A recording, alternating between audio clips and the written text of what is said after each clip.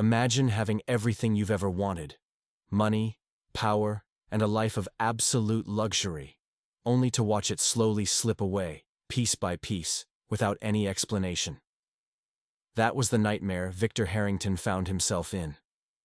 One of the richest billionaires in the world, Victor had built an empire that seemed untouchable.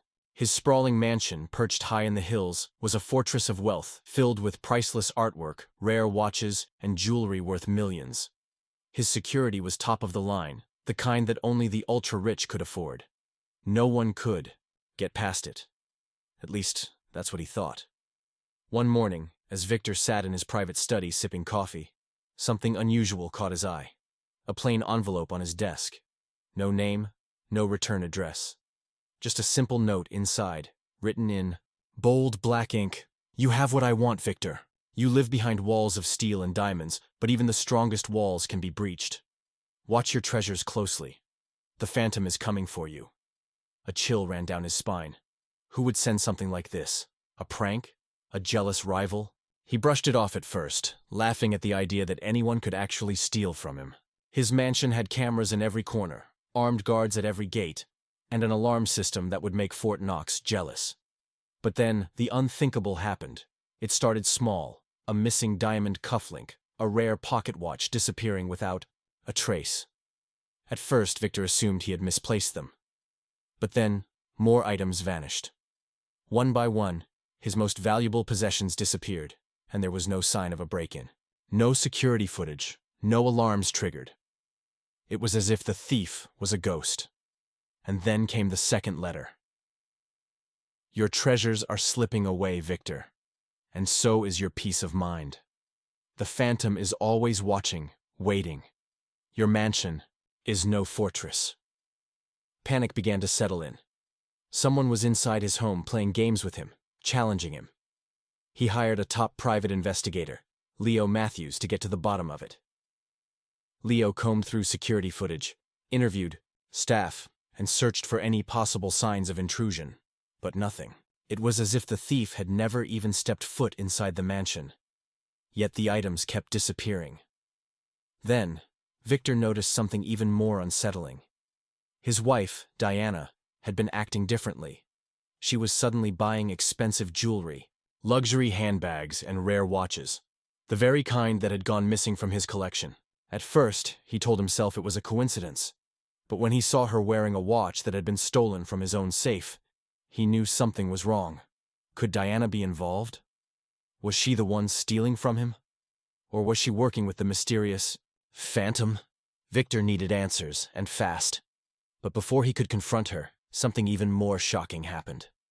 Late one night, there was a knock at the door. When Victor opened it, a man stood in the shadows. He smirked and said in a low, chilling voice, "I've been waiting for you, Victor."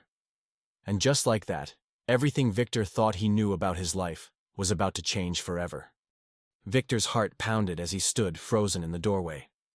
The man in front of him was dressed in a sleek, dark suit, his face partially hidden by the shadows. There was something unnerving about his presence. Calm, calculated, as if he had already won. "I've been waiting for you, Victor," the man repeated, his voice smooth but laced with quiet confidence. Victor swallowed hard, his mind racing. Who was this? The Phantom? The person who had been taunting him, stealing from him, playing games with his sanity? A wave of anger surged through him. "Who are you? What do you want?" Victor demanded, his voice sharper than he intended. The man simply smirked. "I want what's already mine." Victor clenched his fists. He had spent weeks searching for answers, but the truth had been hiding in plain sight. The missing valuables, the cryptic messages, the eerie feeling that someone was always watching. And then, there was Diana, his second wife, the woman he had trusted, the woman he had let into his home, into his life. She had been acting strangely, buying expensive things out of nowhere, wearing a stolen watch like it meant nothing. Victor's mind flashed back to that moment in their bedroom when he had confronted her. She had smiled, an almost too calm expression on her face, and brushed off his suspicions like they were nothing. "It's just business, Victor. Nothing to worry about." But he knew better. And now, as this stranger stood in front of him, Victor couldn't shake the sinking feeling that Diana had been part of this all along. Was she working with him? Had she betrayed him? The thought made his stomach twist. Victor took a slow step back. "You think you can just walk in here and take what you want?" he said, his voice low, controlled. The man's smile didn't fade. "I already have," he replied. "You just don't know it yet." Before Victor could respond, the man turned and disappeared into the darkness, leaving behind nothing but a lingering sense of unease. Victor slammed the door shut, his hands trembling. He had built his life on control, controlling his business, his wealth, his surroundings. But now, he felt like a pawn in someone else's game. Determined to get to the bottom of it, Victor called Leo Matthews, the private investigator he had hired. "Leo, I just had a visitor. I think we're closer than ever," he said, his voice urgent. Leo exhaled sharply on the other end of the line. "Victor, I was about to call you. We've been following Diana, and we found something." Victor's grip tightened on his phone. "What?" There was a pause. Then Leo spoke, his tone grave. "She's been meeting with someone. A man who matches the description of the Phantom.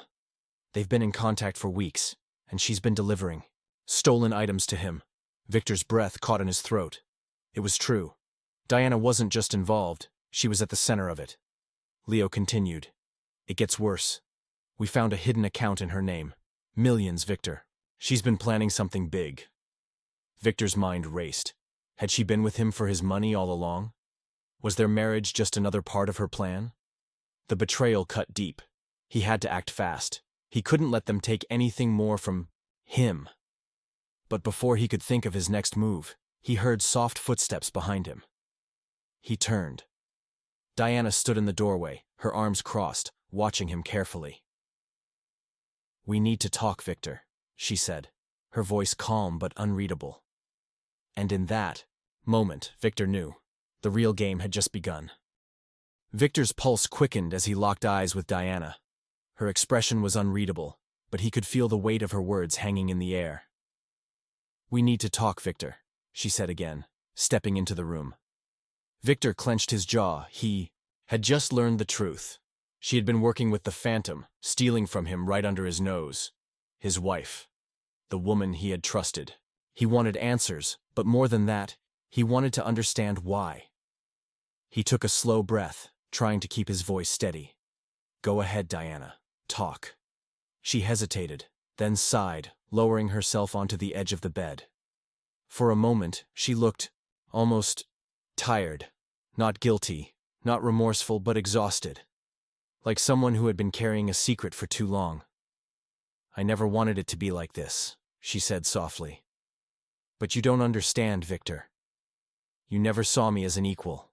You built this perfect little world, surrounded by wealth and security, thinking no one could touch you. But money doesn't make you invincible." Victor narrowed his eyes. "So this was about proving a point. You set me up, stole from me, made me question my own sanity, just to teach me a lesson?" His voice rose, laced with disbelief. Diana shook her head. "It wasn't just me." Victor stiffened. He knew what was coming next. But he still wasn't ready for it.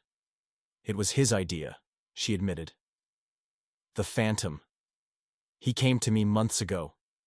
He knew everything about you, your weaknesses, your fears. He told me that no matter how much you loved me, you would never truly see me. That in your world, I would always be your second wife, your trophy. Nothing more." Victor felt a sharp sting in his chest, but he refused to let her words shake him. "So you decided to betray me? To help him?" Diana lifted her chin. "He made me believe I had control, that I was part of something bigger. But I was wrong. I was just another piece in his game." Her voice wavered for the first time.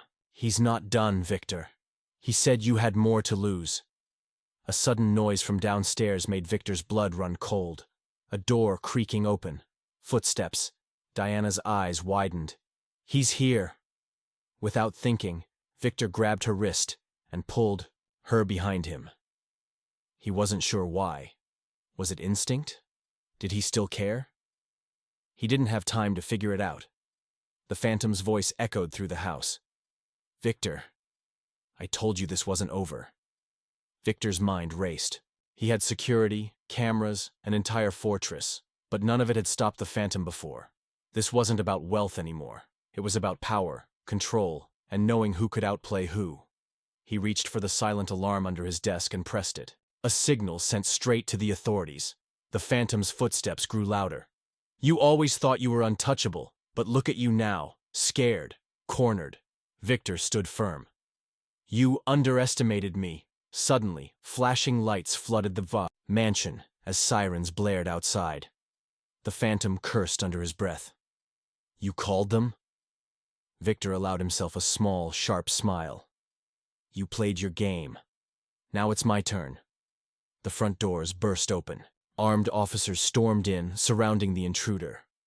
Diana gasped, stepping back as the phantom raised his hands. It's over, Victor said, watching as the man was restrained. He didn't know what kind of punishment awaited him, but he didn't care. The nightmare was ending. Diana turned to Victor, her face pale. What happens now? Victor studied her for a long moment. He had loved her once, but now he wasn't sure if he ever really knew her. You made your choice, Diana, he said quietly. And now, I'm making mine. He turned and walked away, leaving her standing there, watching as the walls of their twisted game finally crumbled.